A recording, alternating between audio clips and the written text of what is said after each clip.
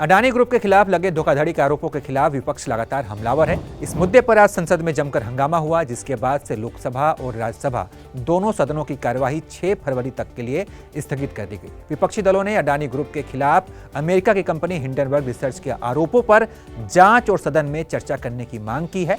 क्या है पूरा मामला, इस पर हमारे सहयोगी अभिषेक विस्तार से जानकारी दे रहे हैं। लोकसभा और राज्यसभा में कार्यवाही के दौरान विपक्ष ने सबसे पहला मुद्दा जो उठाया, उसमें उन्होंने कहा कि अडानी के खिलाफ हिंडनबर्ग रिसर्च में जो रिपोर्ट सामने आई है उस पर सरकार अपने तरफ से जांच कब करवाएगी। इसके बाद आपने अगर पिछले मौकों में देखा हो कि राहुल गांधी ने पूरे देश भर में जहां पर भी अपनी रैलियां की, अपने भाषण के दौरान उन्होंने साफ तौर पर कहा है कि इस देश में अडानी और अंबानी की सरकार चल रही है। अगर आपको दिल्ली में भारत जोड़ो यात्रा के दौरान जब राहुल गांधी की यात्रा दिल्ली में पहुंची थी, उस वक्त भी लाल किले से उन्होंने ये बात कही थी, पूरे देश के सामने कही थी कि ये सरकार मोदी सरकार की नहीं बल्कि अडानी और अंबानी की सरकार चल रही है। इसी के आधार पर जब से हिंडनबर्ग रिसर्च की रिपोर्ट आई है, विपक्ष लगातार केंद्र सरकार पर हमलावर है और साफ तौर पर यह मांग कर रहा है कि जो आरोप अडानी पर लगाए जा रहे हैं उसकी जांच केंद्र सरकार कब करवाएगी। अब ये आरोप लगे क्या हैं?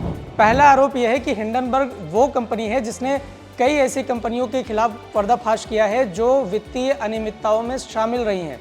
इसके साथ ही अडानी पर जो सबसे बड़ा आरोप लगा है कि इन्होंने स्टॉक मार्केट में गड़बड़ी करके अपने स्टॉक को मैनिपुलेट करके उनके दाम बढ़ाए।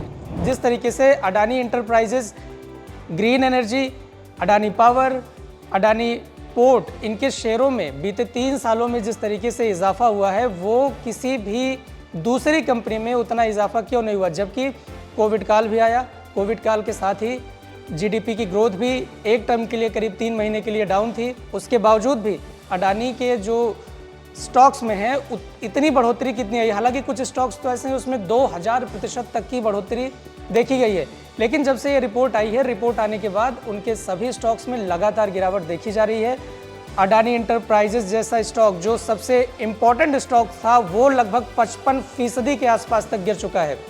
अब देखने वाली बात ये होगी कि विपक्ष की जो मांग है उस पर केंद्र सरकार अमल कब तक लाएगी। हालांकि सेबी इस सभी की जांच करने के लिए सेबी ने भी अपना एक कदम उठाया है और अडानी की 3 बड़ी कंपनियों को सर्विलांस पर रख दिया है। यानी उन सभी कंपनियों के शेयर में जो खरीद फरोख्त है उस पर पूरी तरीके से निगरानी रखी जाएगी।